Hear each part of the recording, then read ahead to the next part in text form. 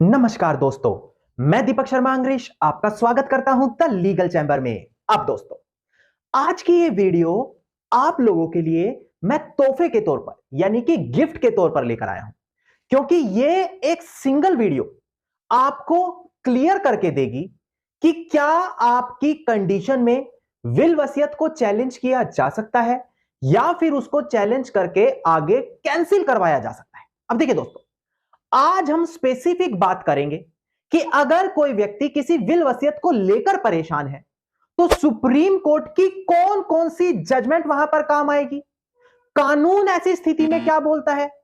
तो आज की ये वीडियो आप लोगों के लिए बेहद ज्यादा लाभदायक होने वाली है।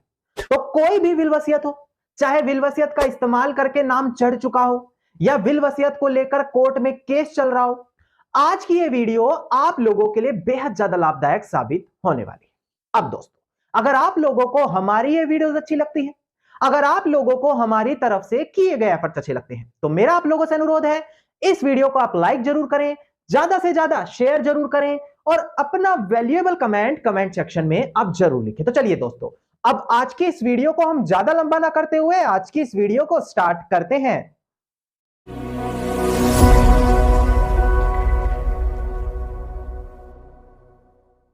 अब दोस्तों, हम बढ़ते हैं अपनी आज की इस वीडियो की ओर। देखिए, आज हम बात कर रहे हैं विल और वसीयत के बारे में। विल वसीयत एक ऐसा दस्तावेज होता है जब उसको बनाने वाला व्यक्ति, जिसको वसीयत करता और इंग्लिश में टेस्टेटर कहते हैं, अपने जीवन काल के दौरान यानी कि जब वह जिंदा है उसी दौरान अपनी संपत्ति का या तो बंटवारा कर देना चाहता है या फिर यह चाहता है कि मेरा देहांत हो जाने के बाद मेरी संपत्ति किसको मिले, तो वह इसी विल वसीयत के दस्तावेज को तैयार करता है। अब विल वसीयत दस्तावेज की सबसे खास बात यह होती है कि इसको जब तक वह वसीयतकर्ता जिंदा है वही मालिक रहेगा, और जैसे ही वसीयतकर्ता का देहांत हो गया तो जिस किसी का भी नाम यहां पर वसीयत के अंदर लिखा है वह उस संपत्ति का मालिक बन जाता है। यह एक बेसिक सी चीज है, एडवांटेज है, इसी वजह से इस दस्तावेज को तैयार किया जाता है। नाउ आजकल काफी ज्यादा देखने को मिलता है, लोग मुझसे पर्सनली मीटिंग कर रहे हैं, कॉल पर सलाह ले रहे हैं कि सर हमारे साथ तो धोखाधड़ी हो गई, हमारे पिता से, हमारे भाई से, हमारी बहन से, हमारे दादा से सामने वाली पार्टी ने धोखाधड़ी करके वसीयत तैयार करा ली। अब वसीयत को तो रजिस्टर्ड बनवाया गया है, अब अगर हम यहां पर कोर्ट में जाकर उस वसीयत को चैलेंज करेंगे तो क्या उसको कैंसिल करवाना पॉसिबल भी है, या यह तो नहीं कि केवल हम कोर्ट में अपना पैसा और समय खराब करके बैठ जाएं और अंत में हमारे हाथ में कुछ भी ना आए। देखिए दोस्तों, इसी चीज के लिए मैं ये स्पेशल वीडियो आप लोगों के लिए लेकर आया। अब हम कुछ ग्राउंड्स के बारे में बात करेंगे, कुछ कंडीशंस के बारे में बात करेंगे जहां पर आप एक रजिस्टर्ड वसीयत को भी चैलेंज कर सकते हैं। जी हां, मैं साफ बता रहा हूं कि रजिस्टर्ड वसीयत को भी चैलेंज किया जा सकता है। बस ये ग्राउंड्स आपके पास मौजूद होने चाहिए, उससे रिलेटेड वैलिड एविडेंस होने चाहिए और सुप्रीम कोर्ट या हाई कोर्ट की जजमेंट आपके पक्ष में हो, तो आप उस वसीयत को 110% चैलेंज बड़ी इजीली करा सकते हैं। और अगर आपके एडवोकेट साहब ने बड़ी कुशलता के साथ वो केस लड़ा तो आप उस वसीयत को भी कैंसिल करवा सकेंगे। नाउ अब हम कुछ ग्राउंड्स बात करते हैं, कुछ कंडीशंस बात करते हैं जहां पर एक विल वसीयत को चैलेंज करके कैंसिल कराया जा सकता है। बड़ी ध्यान से अब डिस्प्ले पर देखकर इस वीडियो को समझिएगा। देखिए दोस्तों, सबसे पहला जो सबसे बेसिक पॉइंट आता है, लैक ऑफ ड्यू एग्जीक्यूशन। अब यह सबसे बेसिक चीज होती है, यह बात करती है कि विल वसीयत को बनाते समय जो बेसिक चीजें होती हैं अगर वही फॉलो नहीं की गई तो उस विल वसीयत को बड़ी आसानी से कैंसिल कराया जा सकता है। अब वो बेसिक चीजें कौन सी होती हैं, उसके लिए आपको section 63 of Indian succession act पढ़ना पड़ेगा। वो सभी बेसिक चीजें यहां पर बता देता है। एक बार डिस्प्ले पर ध्यान दीजिएगा, मैं ये सेक्शन भी डिस्प्ले पर दिखाकर आपको क्लियर कर दूं। ध्यान दीजिएगा, देखिए सबसे पहला पॉइंट बोलता है कि जो वसीयत करता है वो अपने साइन या अंगूठे उस विल पर जरूर लगाए। इसके अलावा जो ये साइन या अंगूठे लगाए जा रहे हैं, अगर वो स्थिति में नहीं है साइन कर सके तो वो किसी दूसरे व्यक्ति को भी ये डायरेक्शन दे सकता है कि तुम मेरे बिहाफ से इस वसीयत को तैयार कर दो, उसके साइन वहां पर हो। पर ध्यान देने वाली बात है कि अगर कोई दूसरा व्यक्ति वहां पर है तो वो भी वसीयतकर्ता के सामने ही साइन करेगा। दूसरा सबसे महत्वपूर्ण पॉइंट आता है कि कम से कम 2 गवाहों के साइन होने वहां पर अनिवार्य है। इसके अलावा जो गवाह वहां पर 2 अटेस्टिंग विटनेस साइन कर रहे हैं वो वसीयतकर्ता के सामने ही करें। ऐसा नहीं कि वसीयतकर्ता ने विल बना दी वो पीछे से जाकर साइन कर रहे हैं, उनके सामने साइन होने अनिवार्य है। और यह चीज भी ध्यान दें कि जो वसीयत करता है वो भी अटेस्टिंग विटनेस के सामने ही साइन करे। ये बेसिक चीजें हैं जो सेक्शन 63 हमें बताती है। अगर ये बेसिक चीजें ही फॉलो नहीं की गई, एक विटनेस के साइन है, वसीयतकर्ता के प्रॉपर साइन नहीं है उन्होंने आमने सामने साइन नहीं किए। तो ये सबसे बेसिक रीजन बनता है सेक्शन 63 के साथ कि आप उस विल वसीयत को चैलेंज करके बड़ी इजीली कोर्ट से कैंसिल करा पाएंगे। अब दोस्तों, इसके बाद जो अगला दूसरा ग्राउंड आता है, लैक ऑफ टेस्टामेंट्री इंटेंशन, यानी कि अगर एक वसीयत करता वो वसीयत ही नहीं बनाना चाहता था, उसको तो धोखे से ले जाकर साइन करा दी गई, अगर ऐसी कोई कंडीशन है तो यह भी एक वैलिड ग्राउंड बनता है कि उस विल वसीयत को चैलेंज करके कैंसिल कराया जा सकता है। अब इसको कैसे कोर्ट में साबित किया जाएगा, यह आपको रेलिवेंट एविडेंस के साथ साबित करना पड़ेगा। जैसे कि वसीयतकर्ता बीमार रहता था, उसके मेडिकल कंडीशन दिखाओ कि भाई वो तो कहीं आने जाने की स्थिति में ही नहीं था, उसकी इंटेंशन ही नहीं हो सकती थी कि वसीयत तैयार करें, पहले कोई वसीयत बना रखी थी कि भाई जब ऑलरेडी एक पहले वसीयत है और दूसरी कोई बनाएगा तो लिखेगा कि पहली क्यों नहीं मानूंगा मैं।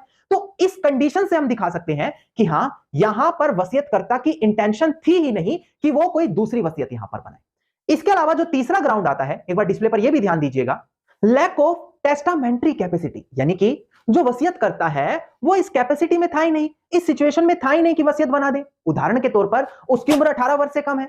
दूसरा उदाहरण, वो तो पागलपन का शिकार है, मेंटली फिट ही नहीं है।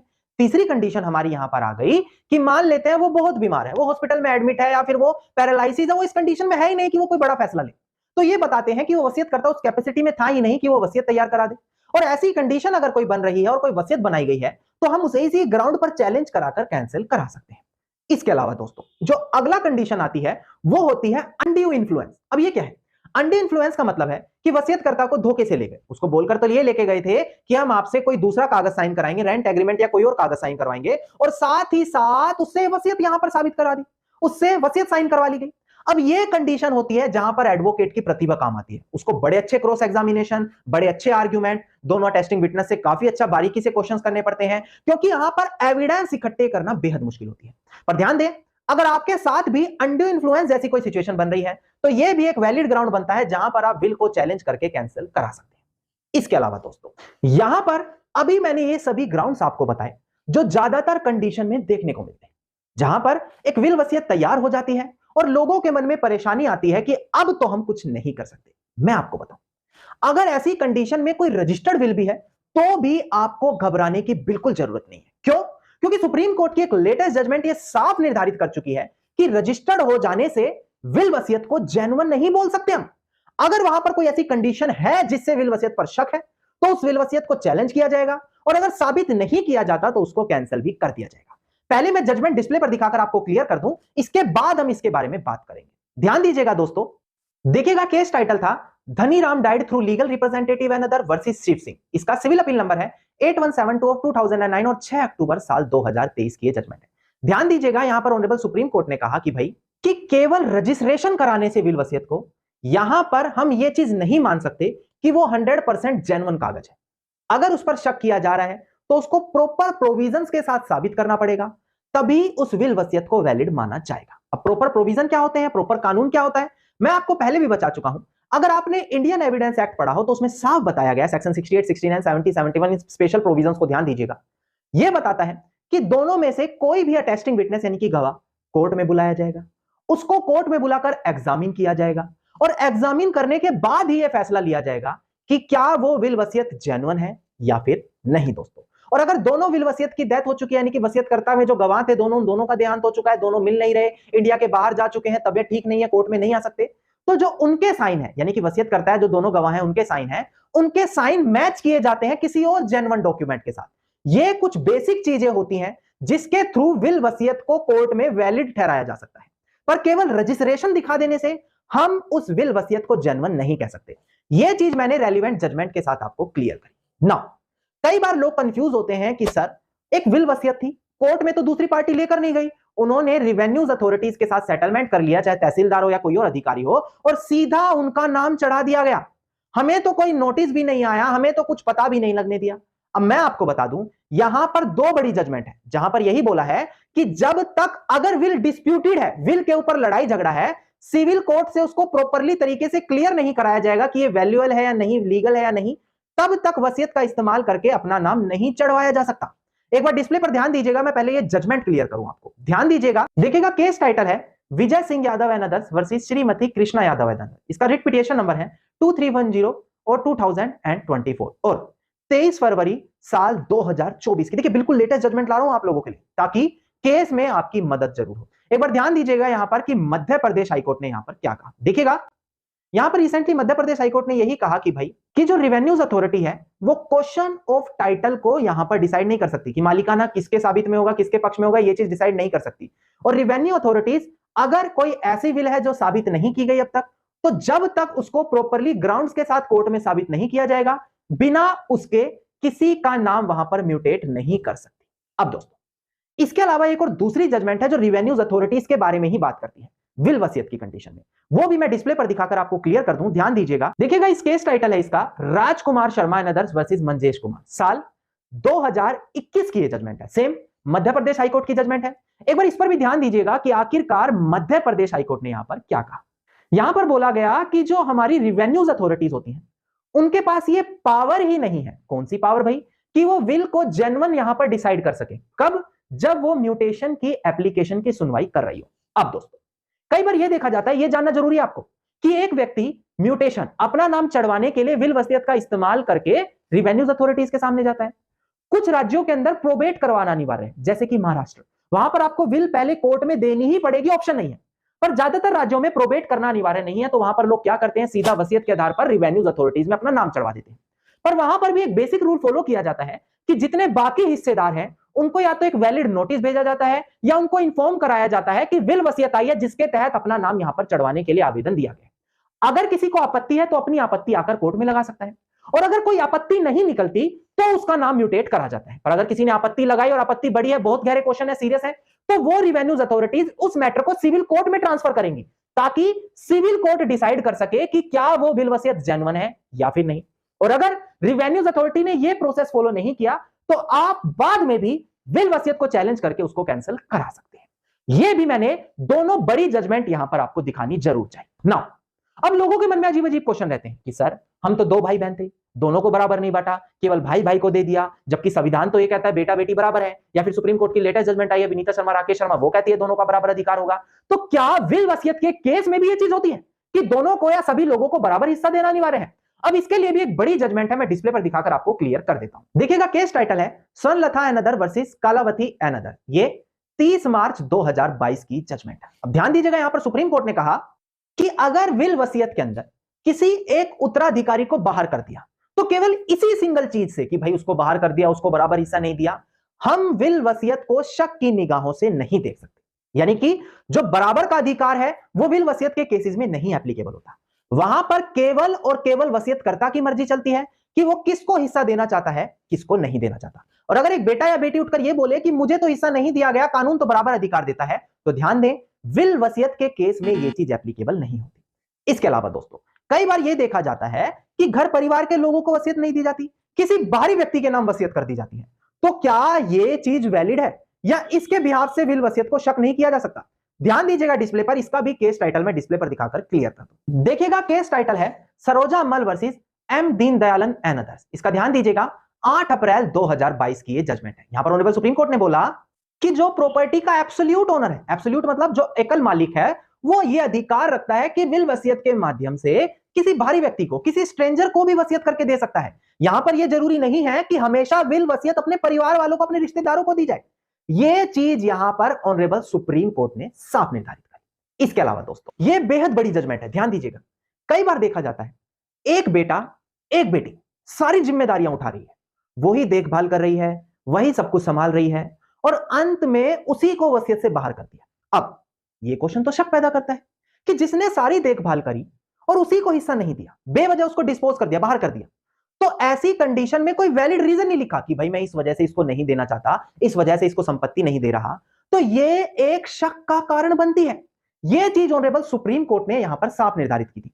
ध्यान दीजिएगा डिस्प्ले पर, केस टाइटल था हमारा कविता कन्वर जो प्रेजेंट केस में अपीलियंट है versus miss पमीला Mehtar and other जो प्रेजेंट केस में रिस्पोंडेंट है, और डेट ऑफ जजमेंट है 19 मई साल 2020। अब ध्यान दीजिएगा यहां पर कि ऑनरेबल सुप्रीम कोर्ट ने इस जजमेंट में क्या बोला था। देखिएगा दोस्तों, सुप्रीम कोर्ट ने कहा कि भाई अगर बेवजह डिस्पोजिशन, गलत तरीके से प्रॉपर्टी का डिस्पोजिशन या किसी भी लीगल ईयर को बेवजह बाहर कर दिया, तो ये सस्पिशियस सर्कमस्टांसेस बनाएगी। यहां पर इस चीज से शक की निगाहों से देखा जाएगा कि भाई जब सारा सब कुछ वही कर रहा है और उसी को बाहर कर दिया और कोई वैलिड रीजन नहीं लिखा, तो ये तो कोई ना कोई शक का कारण जरूर है। तो इसीलिए बोला गया कि बेवजह किसी को बाहर कर देना, वैलिड ग्राउंड नहीं लिखना, यहां पर शक का कारण बनता है और यह जजमेंट यहां पर इसी बारे में बात करती है। नाउ लोगों को मैंने जैसे कि शुरू में बताया था कि ऐसा नहीं आप उठकर बोल रहे हैं मैं विल वसीयत नहीं मान रहा, कैंसिल करो, जी नहीं, प्रॉपर प्रोविजन फॉलो होता है। क्या? अटेस्टिंग विटनेस को कोर्ट में बुलाया जाएगा, उनके थ्रू यहां पर वसीयत कैंसिल होगी, उनकी स्टेटमेंट रिकॉर्ड करवाकर अपने फेवर में स्टेटमेंट दिलवाकर। ना कई बार लोग बोलते हैं कि सर जो दो अटेस्टिंग विटनेस हैं, गवाह हैं, वो तो जानते ही नहीं वसीयत में क्या लिखा था, वो तो कोई पड़ोसी थे, हमारे रिश्तेदार थे, जानने वाले थे, इसी वजह से उन्होंने शर्मा शर्मी में साइन कर दिया, पर उनको तो पता ही नहीं था कि वसीयत में लिखा क्या गया है, तो ये तो धोखाधड़ी हुई। जी नहीं दोस्तों, इसको धोखाधड़ी नहीं बोलते। पहले मैं केस टाइटल डिस्प्ले पर दिखाकर क्लियर कर दूं ताकि आपको पता लगे कि ऐसी कंडीशन में होगा क्या। ध्यान दीजिएगा दोस्तों, डिस्प्ले पर देखिएगा, केस टाइटल है हेम कुमार बाई जो अपीलियंट है वर्सेस सुमेश सिंह अनदर जो प्रेजेंट केस में रिस्पोंडेंट है। इसका सिविल अपील नंबर है 88/2007 और 2011 और सितंबर 2019 की ये जजमेंट। अब डिस्प्ले पर ध्यान दीजिएगा कि आखिरकार इस जजमेंट में ऑनरेबल सुप्रीम कोर्ट ने क्या कहा। देखिएगा, सुप्रीम कोर्ट ने कहा कि जो विटनेस है वसीयत के अंदर, चाहे सेल डीड हो या कोई भी डॉक्यूमेंट हो, यह जरूरी नहीं कि उनको यह पता हो कि आखिरकार उस दस्तावेज में लिखा क्या था। बस कितना जरूरी है कि वसीयतकर्ता ने उनके सामने साइन किए हो, उनकी मर्जी हो, यह अनिवार्य है, पर उसके अंदर लिखा क्या था यह पता होना गवाहों के लिए जरूरी नहीं होता। यह चीज यहां पर ऑनरेबल सुप्रीम कोर्ट ने साफ तरीके से निर्धारित कर दी। अब दोस्तों, यहां पर मैंने आपको पूरा विल वसीयत का कंसेप्ट क्लियर करा। क्या कंसेप्ट? कि किस ग्राउंड पर चैलेंज होती है, केवल बोलने से हम शक कर रहे हैं कुछ नहीं होगा, अटेस्टिंग विटनेस को एग्जामिन करना पड़ेगा, दोनों ही डेथ कर चुके हैं, मिल नहीं रहे, तो कौन से कानूनी प्रावधान अप्लाई होंगे, इसके अलावा जजमेंट्स क्या बोलती हैं, कौन कौन से ग्राउंड पर चैलेंज करके कैंसिल कराया जा सकता है।